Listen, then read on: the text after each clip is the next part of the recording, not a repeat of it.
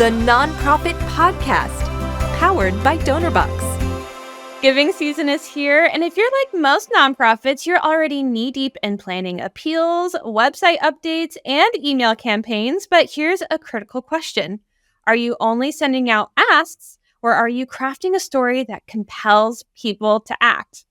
Welcome to the Nonprofit Podcast. I'm Jena, Education and Community Engagement Manager here at Donorbox. We are here each week with practical actions you can use today to increase donations and take your nonprofit to the next level tomorrow. Today, we are unpacking powerful storytelling tactics that successful fundraisers use to connect with donors on a deeper level. Want to know the most effective channels to reach and retain supporters both today and tomorrow? And how to structure messages that don't just resonate, but inspire action. Plus, get ready for practical examples that bring these ideas to life in a way that will spark new insights for your approach. Today, I'm joined by Britt and Stalker, our fundraising coach and strategist here at Donorbox, to dive into how you can write asks that engage and create lasting impact. Welcome, Britt. Hey, Jena, that's right. In episode 136, we focused on how do you create a compelling case for support. We covered the essential formula. First, define the problem your organization is addressing, then outline the unique solution you offer.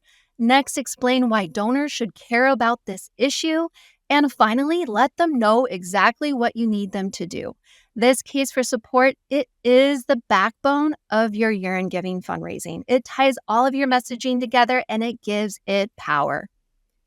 Yes, that's so spot on, Britt. And now that we've got that solid case for support in place, it's time to turn it into those engaging asks that really connect with our donors. So let's talk about how we can take that foundation and craft it into something compelling for an appeal. Absolutely. The first thing to remember is that a great ask, it isn't just a straightforward request for money. It's about storytelling. You want your donors to feel like they are part of a bigger narrative. Right. So let's break that down. The first step is to start with your case statement, as you said, and this sets the tone for your appeal and it gives context. For example, consider this case statement that we shared during a webinar earlier this month. More and more abused and neglected pets are treated at our office each week. Animal Adoption Center has been the source of care for neglected and abused cats and dogs in our community for more than a decade. Your gift of $50 this year helps keep the doors open for animals when there is nowhere else to turn. That's such a powerful example, Jena. So from this strong case statement, we're going to craft the appeal letter using it as a central message. It's so essential that this message is consistent across all of our outreach efforts, whether it's email appeals, social media posts, website copy, you name it. Absolutely. And consistency really helps reinforce that case for support, that core message. Now I want to dig into the anatomy of an effective appeal letter or an effective ask. Britt, what do you think is the first thing we should focus on here? Layout, layout, layout. It is super important. You want your letter to be visually appealing and easy to read.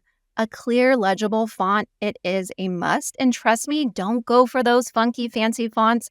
People want to engage with something that feels inviting and isn't a struggle to read.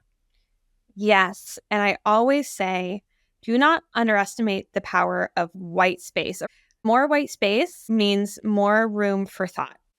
Absolutely. White space, it helps break up the text and it makes it feel less overwhelming. When I was at my previous nonprofit, Jena, we learned that letters with enough breathing room around the text had much higher response rates. And talk about cluttered pages. No, they just make people totally tune out. Yes, that is so true. Clarity and comfort really enhance engagement in this context. Okay, now let's talk about the actual content of the letter. What essential elements should be included in a great fundraising appeal? Yeah, so start with that compelling case statement and then sprinkle in some storytelling elements. I suggest going back to episode 136, craft the perfect year-end ask in case for support. So much I'm saying it twice. What this does is it really drills down on how to share a powerful narrative that illustrates the impact of donations. For instance, you might tell a story about a specific animal or a specific person who benefited from your organization's work. Having your compelling case statement in place, it personalizes the ask and it helps the donor see the tangible difference their contributions can make. Storytelling is so key. It draws the reader in and creates that emotional connection. So let's look at an example based on the case statement that I shared earlier. Let's say that we are an animal shelter. So perhaps you could start with something like, as I was turning on the office lights one morning last week, I was startled by a loud bang on the door. I rushed to see what it was and was met by two young women bearing the weight of a listless golden retriever. That first sentence really draws you in, right? And then you continue. When Peanut first arrived, she was in desperate need of medical attention. She had been neglected by her former owner, and her health was declining rapidly. This really sets the stage for a relatable situation that donors can empathize with. It paints such a vivid picture that captures attention right from the start. And then following that, you should reiterate your case statement. So again, something like, unfortunately, this story is all too common. More and more abused and neglected pets are treated at our office each week. But these women who brought Peanut in knew where to turn. Animal Adoption Center has been the source of care for neglected and abused cats and dogs in our community for more than a decade. You see how that worked there? And then after that, you should highlight the success that resulted from past donations. For instance, you could say something like, when you donated last year, you made it possible for this team of dedicated volunteers and veterinarians to jump in to help Peanut when she needed it most. Because you gave, Peanut is now healthy, happy, and ready to find her forever home. So this not only reinforces the impact, but also gives the donor a sense of accomplishment. They need to know their contribution has made a tangible difference. Right. It is so important to make the donor feel like they are part of the solution. So let's discuss the ask itself. Jena, how can we present that in a way that feels natural and compelling? Yes, I think this can be a challenge for a lot of organizations that we speak with, that asking for money doesn't often feel natural. But the best way to do this is to make your ask specific instead of a vague request like give hope, help the animals. Be so clear about what you need. For example, your gift of $50 this year helps keep the doors open for animals like Peanut when they have nowhere else to turn. Your gift of $50 gives this many meals to families who need it this holiday season. This tells the donor exactly how their contribution will help and allows them to visualize their impact. The more specific you are, the more likely they are to give because they know exactly where their hard-earned dollars are going. Yes, I love donor-centric language too, Jena. I think it's so important. Frame your ask in a way that emphasizes the donor's role in your mission instead of saying, hey, we need donations. You want to use words like, when you give, you make this happen. And I think this makes it clear that they are part of the solution and that their support is important. For sure. And I'll add one more tip here. Timing is everything. As we approach the end of the year, I can't believe I'm saying that, but as we approach the end of the year, it's important to remind donors that their contributions can make a significant impact, not just on your organization, but in their own lives as they seek fulfillment or seek those tax deductions. That can be a very compelling reason to give for some folks. For example, you might add every donation made before December 31st is tax deductible. So take advantage of your charitable giving before the year ends. Right. Oh, Jena, and here's a little bonus tip I like to offer in many of my coaching sessions. Absolutely don't forget the PS line in your emails. It actually is the second thing people notice right after who the letter is from, so make it count. A strong PS can be a friendly reminder to donate, give a final call to action, or just simply reinforce the main message of the letter in a quick, memorable way. Yes, and I will say it works really well in physical mail too, that snail mail. So thank you so much for that addition. I think that's a really great tip. Yeah, no problem. So let me give a recap from what I heard today. A compelling ask includes that strong case statement, engaging storytelling. We want to sprinkle it throughout, a clear layout, No funky fonts, a special request, a sense of urgency, heartfelt gratitude, and don't forget that PS. Exactly. I think you've nailed it. And then once you've crafted that compelling appeal letter, it is time to think about how you can syndicate your message across other channels. So don't just rely on one avenue. Reach out to your supporters where they already are. Your supporters like to communicate in different ways. Some people may prefer social media or emails or mailed appeals. So you want to cover your bases. Yes, and there's a wealth of evidence that shows that what works best in fundraising today, we know it's through the multi-channel campaigns.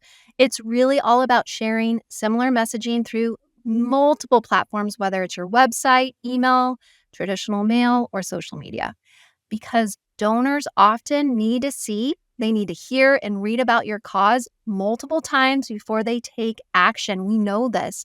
And it's this repetition that helps reinforce your message and it keeps your nonprofit top of mind. So let's dig a little bit deeper into how can we create a cohesive experience for your donors through a multi-channel campaign. I would like to walk through developing a fundraising appeal package, which is an effective way to ensure your message resonates across all these different touch points and channels. So, what I'll say here is first, a well rounded fundraising appeal package typically includes at least one physical mailed appeal. So, this could be a letter or a postcard that features your compelling case statement or personal stories. And physical mail still has such a powerful impact, especially when it's thoughtfully crafted and personalized. Then this package includes an email appeal series. So this starts with a kickoff email to introduce your campaign, followed by reminder emails that highlight different aspects of your work, of your campaign. And you want to make sure to include those engaging visuals and calls to action that encourage donations. And then finally, your social media posts. You want to utilize social media platforms to share bite-sized stories and updates that connect back to your main appeal. And this can include testimonials, photos, and even videos that capture the essence of your organization's goals for year end. I love it. So let's talk about email campaigns next. What do you have there? I really think it makes a big impact to send at least 3 emails throughout a multi-channel campaign. So again, you start with one to kick things off, then you send a reminder halfway through to share a goal update or ask for more donations, and finally you send out that urgent last call email in the final days of your campaign. It really helps to keep your audience engaged and informed. And we all know that we are more and more distracted, right? We are consuming 15-second content, 30-second content all the time. We're always scrolling. So your audience needs multiple touch points. This level of outreach might seem like a lot to you, but it's not going to feel like a lot to them. Absolutely. And I think email, it's such a great platform for that. What are some tips you'd recommend for crafting those email appeals? Here are a few email specific appeal tips. So, first, keep your content shorter, but still convey that core messaging, including that ask and a super clear call to action. It is perfectly fine in email to have a more casual tone. People really appreciate that authenticity, and it really works well in emails. I got an email from one of our Donorbox organizations last year, Britt, that I will never forget. And it started with, y'all made that happen.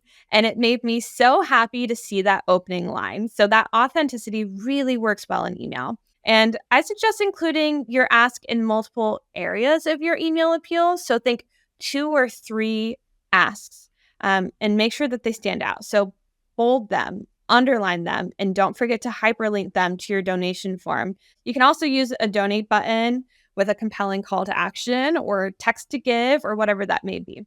Love it. Love it. And that's smart. So, what about the sender's name? Can that make a difference too?